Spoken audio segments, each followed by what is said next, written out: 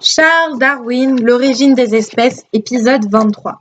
Chapitre 6, partie 3. Organes peu importants en apparence. Le faible bénéfice de certaines déviations de structure constituerait une limite au principe de la sélection naturelle si elle ne pouvait être liée au mécanisme de la réversion et de la corrélation, à l'action du climat ou de la sélection sexuelle. Exemple. Dans la nature, la conformation de certaines espèces n'a plus de rapport direct et intime avec les conditions de son existence. La sélection naturelle ne peut en aucune façon produire des modifications chez une espèce dans le but exclusif d'assurer un avantage à une autre espèce, bien que dans la nature, une espèce cherche incessamment à tirer avantage ou à profiter de la conformation des autres. Mais la sélection naturelle peut souvent produire, et nous avons de nombreuses preuves qu'elle le fait, des conformations directement préjudiciables à d'autres animaux, tels que les crochets de la vipère et l'ovipositeur de Lichnemont, qui lui permet de déposer ses œufs dans le corps d'autres insectes vivants. Si l'on parvenait à prouver qu'une partie quelconque de la conformation d'une espèce donnée a été formée dans le but exclusif de procurer certains avantages à une autre espèce, ce serait la ruine de ma théorie. Ces parties, en effet, n'auraient pas pu être produites par la sélection naturelle. Or, bien que dans les ouvrages sur l'histoire naturelle, on cite de nombreux exemples à cet effet, je n'ai pu en trouver un seul qui me semble avoir quelque valeur. On admet que le serpent à sonnette est armé de crochets venimeux pour sa propre défense et pour détruire sa proie. Mais quelques auteurs supposent en même temps que ce serpent est pourvu d'un appareil sonneur qui, en avertissant sa proie, lui cause un préjudice. Je croirais tout aussi volontiers que le chat recourbe l'extrémité de sa queue quand il se prépare à s'élancer, dans le seul but d'avertir la souris qu'il convoite. Mais je n'ai pas le temps de développer cet exemple ni d'en fournir d'autres. La sélection naturelle ne peut déterminer chez un individu une conformation qui lui serait plus nuisible qu'utile, car elle ne peut agir que par et pour son bien. Comme Paley l'a fait remarquer, aucun organe ne se forme dans le but de causer une douleur ou de porter un préjudice à son possesseur. Si l'on établit équitablement la balance du bien et du mal causés par chaque partie, on s'apercevra qu'en somme, chacune d'elles est avantageuse. Si, dans le cours des temps, dans des conditions d'existence nouvelles, une partie quelconque devient nuisible, elle se modifie. S'il n'en est pas ainsi, l'être s'éteint, comme tant de millions d'autres êtres se sont éteints avant lui. La sélection naturelle tend seulement à rendre chaque être organisé aussi parfait, ou un peu plus parfait, que les autres habitants du même pays avec lesquels il se trouve en concurrence. C'est là, sans contredit, le comble de la perfection que peut se produire à l'état de nature. Les productions indigènes de la Nouvelle-Zélande, par exemple, sont parfaites si on les compare les unes aux autres, mais elles cèdent aujourd'hui le terrain et disparaissent rapidement devant les légions envahissantes de plantes et d'animaux importés d'Europe. La sélection naturelle ne produit pas la perfection absolue, autant que nous pouvons en juger. D'ailleurs, ce n'est pas à l'état de nature que nous rencontrons jamais ces hauts degrés. La correction par l'aberration de la lumière n'est pas parfaite, même dans le plus parfait de tous les organes, l'œil humain. Si notre raison nous pousse à admirer avec enthousiasme une foule de dispositions inimitables de la nature, cette même raison nous dit, bien que nous puissions facilement nous tromper dans les deux cas, que certaines autres dispositions sont moins parfaites. Pouvons-nous par exemple considérer comme parfait l'aiguillon de l'abeille qu'elle ne peut, sous peine de perdre ses viscères, retirer de la blessure qu'elle a faite à un certain ennemi, parce que cet aiguillon est barbelé, disposition qui cause inévitablement la mort de l'insecte? Si nous considérons l'aiguillon de l'abeille comme ayant existé chez quelques ancêtres reculés à l'état d'instruments perforants et dentelés, comme on en rencontre chez tant de membres du même ordre d'insectes, que depuis cet instrument se soit modifié sans se perfectionner pour remplir son but actuel, et que le venin, qu'il sécrète primitivement adapté à quelques autres usages, tels que la production de gales, ait aussi augmenté de puissance, nous pouvons peut-être comprendre comment il se fait que l'emploi de l'aiguillon cause si souvent la mort de l'insecte. En effet, si l'aptitude à piquer est utile à la communauté, elle réunit tous les éléments nécessaires pour donner prise à la sélection naturelle, bien qu'elle puisse causer la mort de quelques-uns de ses membres. Nous admirons l'étonnante puissance d'odorat que permet au mâle d'un grand nombre d'insectes de trouver leur femelle. Mais pouvons-nous admirer chez les abeilles la production de tant de milliers de mâles qui, à l'exception d'un seul, sont complètement inutiles à la communauté et qui finissent par être massacrés par leurs sœurs industrieuses et stériles? Quelque répugnance que nous ayons à le faire, nous devrions admirer la sauvage haine instinctive qui pousse la reine abeille à détruire, dès leur naissance, les jeunes reines, ses filles, ou à périr elle-même dans le combat. Il n'est pas douteux, en effet, qu'elles n'agissent pour le bien de la communauté, et que, devant l'inexorable principe de la sélection naturelle, peu importe l'amour ou la haine maternelle, bien que ce dernier sentiment soit heureusement excessivement rare, nous admirons les combinaisons si diverses, si ingénieuses, qui assurent la fécondation des orchidées et de beaucoup d'autres plantes par l'entremise des insectes. Mais pouvons-nous considérer comme également parfaite la production chez nos pins d'épaisses nuées de pollen de façon que quelques grains seulement puissent tomber par hasard sur les ovules? Résumé. Nous avons consacré ce chapitre à la discussion de quelques-unes des difficultés que présente notre théorie et des objections qu'on peut soulever contre elle. Beaucoup d'entre elles sont sérieuses, mais je crois que les discutants, nous avons projeté quelques lumières sur certains faits, que la théorie des créations indépendantes laisse dans l'obscurité la plus profonde.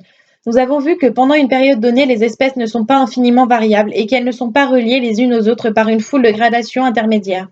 En partie parce que la marche de la sélection naturelle est toujours lente et que pendant un temps donné, elle n'agit que sur quelques formes. En partie parce que la sélection naturelle implique nécessairement l'élimination constante et l'extinction des formes intermédiaires antérieures. Les espèces très voisines, habitant aujourd'hui une surface continue, ont dû souvent se former alors que cette surface n'était pas continue, et que les conditions extérieures de l'existence ne se confondaient pas insensiblement dans toutes ses parties. Quand deux variétés surgissent dans deux districts, des surfaces continues, elles se forment souvent une variété intermédiaire adaptée à une zone intermédiaire. Mais en vertu des causes que nous avons indiquées, la variété intermédiaire est ordinairement moins nombreuse que les deux formes qu'elle relie. En conséquence, ces deux dernières, dans le cours de nouvelles modifications favorisées par le nombre considérable d'individus qu'elles contiennent, ont de grands avantages sur la variété intermédiaire moins nombreuse et réussissant ordinairement à l'éliminer et à l'exterminer. Nous avons vu dans ce chapitre qu'il faut apporter la plus grande prudence avant de conclure à l'impossibilité d'un changement graduel des habitudes d'existence les plus différentes. Avant de conclure, par exemple, que la sélection naturelle n'a pu transformer en chauve-souris un animal qui primitivement n'était apte qu'à planer en glissant dans l'air. Nous avons vu qu'une espèce peut changer ses habitudes si elle est placée dans de nouvelles conditions d'existence, ou qu'elle peut avoir des habitudes diverses, quelquefois très différentes de celles de ses plus proches congénères. Si nous avons soin de nous rappeler que chaque être organisé s'efforce de vivre partout où il peut, nous pouvons comprendre, en vertu du principe que nous venons d'exprimer, comment il se fait qu'il y ait des oies terrestres à pieds palmés, des pics ne vivant pas sur les arbres, des merles qui plongent dans l'eau et des pétrels ayant les habitudes des pingouins. La pensée que la sélection naturelle a pu former un organe aussi parfait que l'œil paraît de nature à faire reculer le plus hardi. Il n'y a cependant aucune impossibilité logique à ce que la sélection naturelle, étant donné des conditions de vie différentes, ait amené à un degré de perfection considérable à un organe, quel qu'il soit, qui a passé par une longue série de complications tout avantageuses à leurs possesseurs.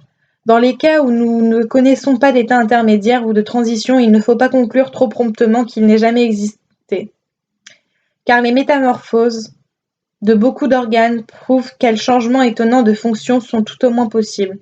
Par exemple, il est probable qu'une vessie natatoire s'est transformée en poumon.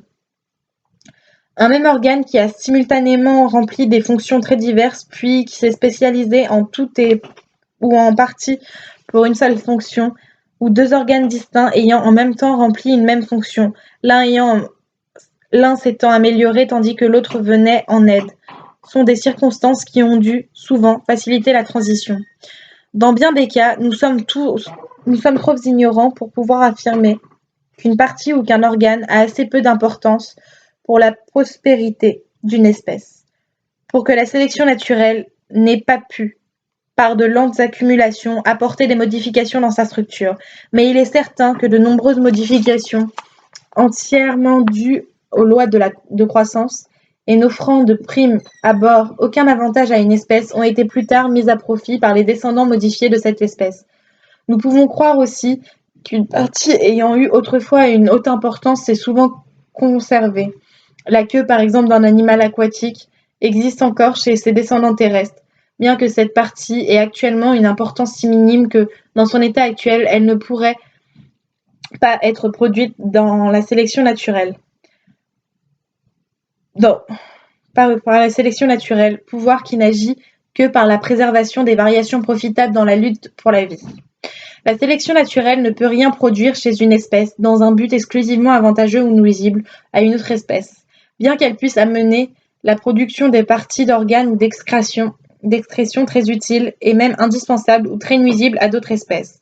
Mais dans tous les cas, ces productions sont en même temps avantageuses pour l'individu qui les possède.